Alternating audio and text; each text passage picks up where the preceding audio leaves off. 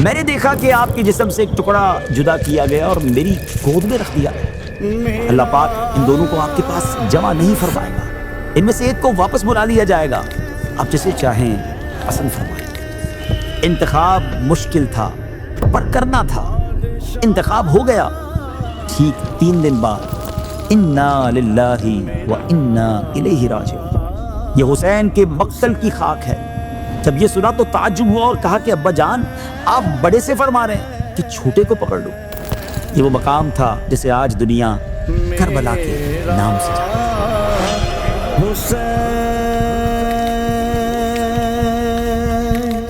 السلام علیکم ورحمۃ اللہ وبرکاتہ۔ ناظرین، ہر سال جب بھی محرم شریف کا چاند نظر آتا ہے تو صرف ایک نیا مہینہ ہی شروع نہیں ہوتا، بلکہ امت مسلمہ کے دلوں میں ایک عظیم قربانی کی یاد بھی تازہ ہو جاتی ہے۔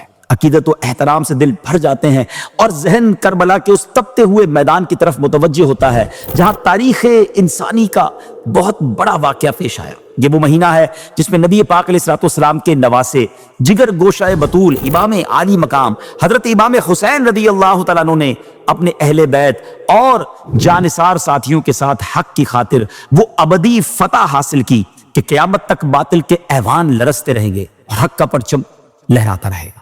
محرم کا چاند نظر آتے ہی مدینے والے کے پیارے لاڈلے یاد آتے ہیں، وہی پیارے حسین جنہیں نبی پاک علیہ السلام سینے سے لگاتے تھے اور جن کے بارے میں یہاں تک فرمایا، حسین مجھ سے ہیں اور میں حسین سے ہوں۔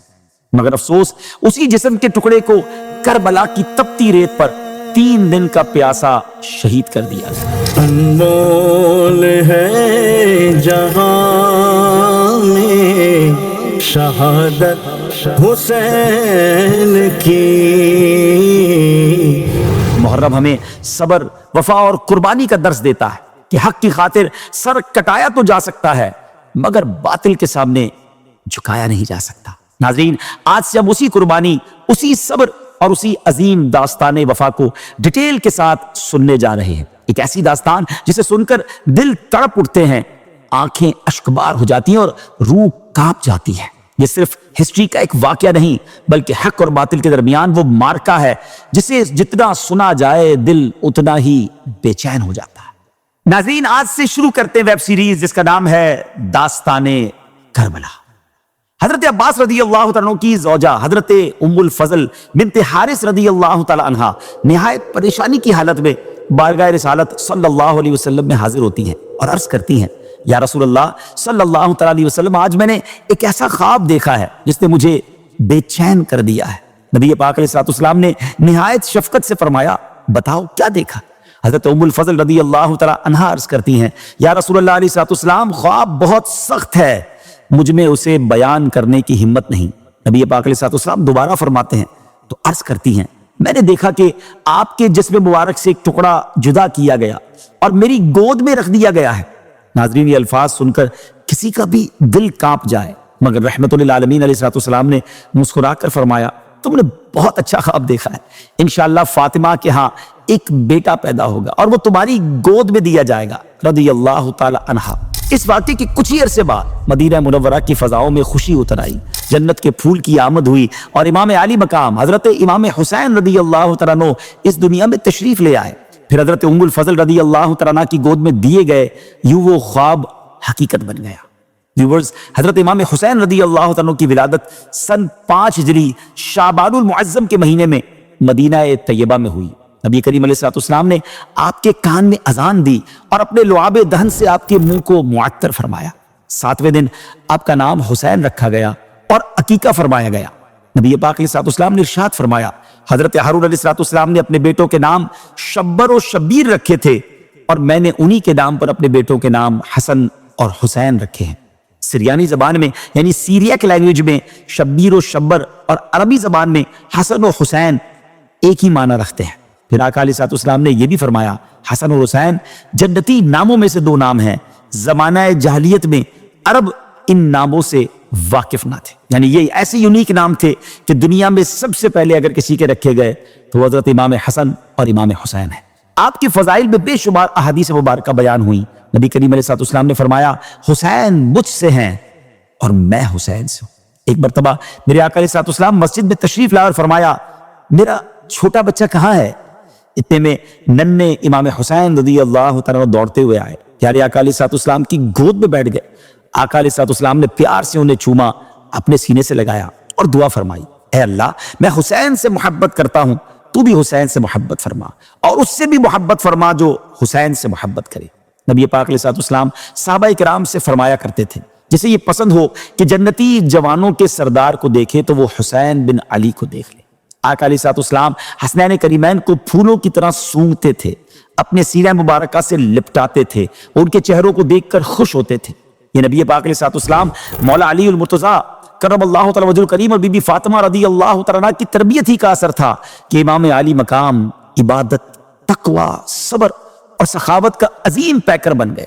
آپ رضی اللہ تعالیٰ عنہ نے تقریباً 25 حج پیدل عطا فرمائے، جی ہاں 25 حج پیدل ادا فرمائے، اور روزانہ صدقہ و خیرات، عبادت اور نیکیاں آپ کی زندگی کا اہم پارٹ تھی۔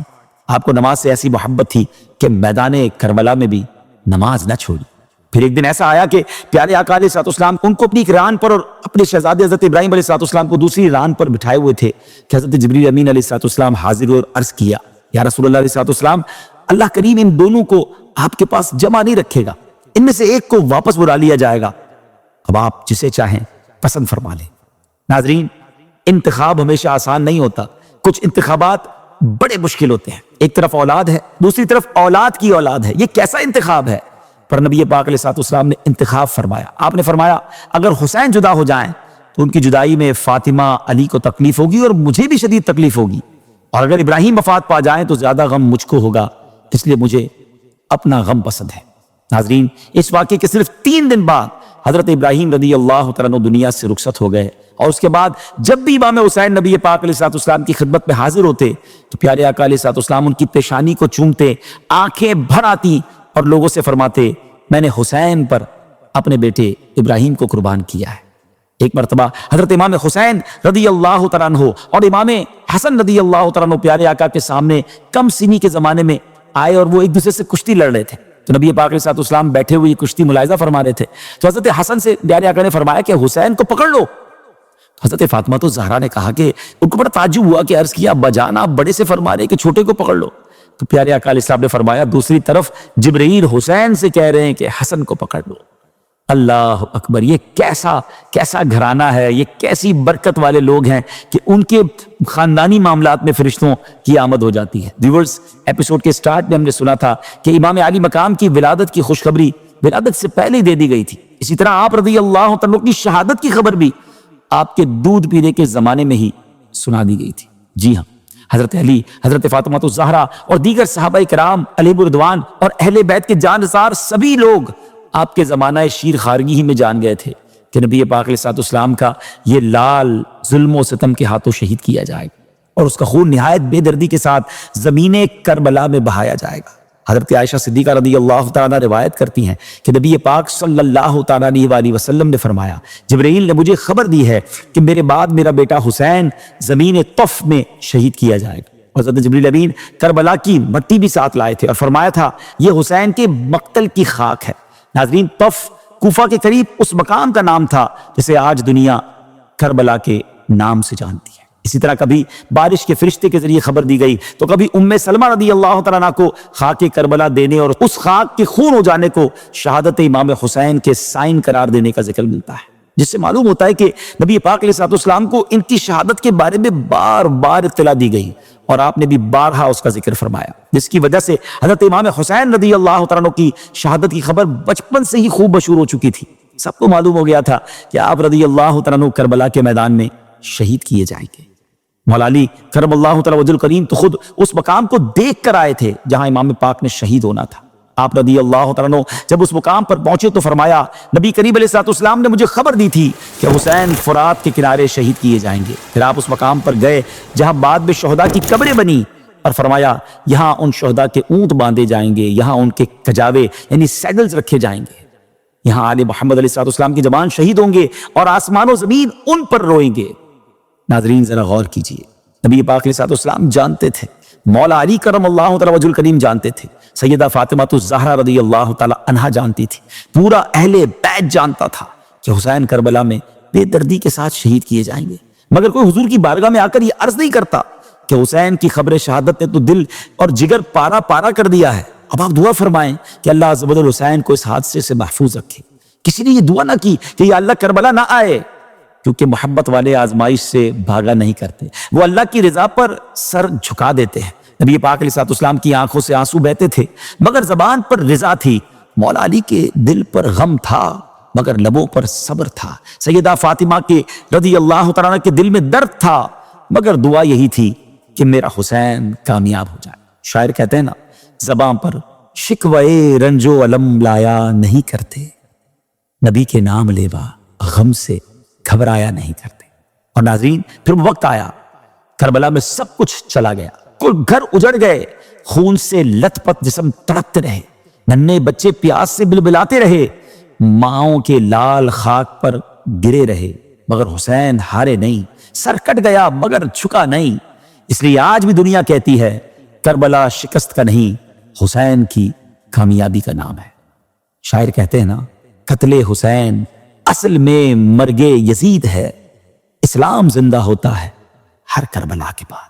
ناظرین وقت اب اختتام کو پہنچا، اگلے ایپیسوڈ میں ہم بات کریں گے یزید کی کہ یہ بدبخت کون تھا اور امام حسین رضی اللہ تعالیٰ عنہ سے اس کی دشمنی کی اصل وجہ کیا بنی۔ اپنی دعاؤں میں یاد رکھیے گا۔ السلام علیکم ورحمۃ اللہ وبرکاتہ۔ تاریخ کا ایسا دور 60 ہجری جب حاکم بنا فاسق و فاجر، شرابی، بدکار، ظالم یزید۔ سلام یا حسین۔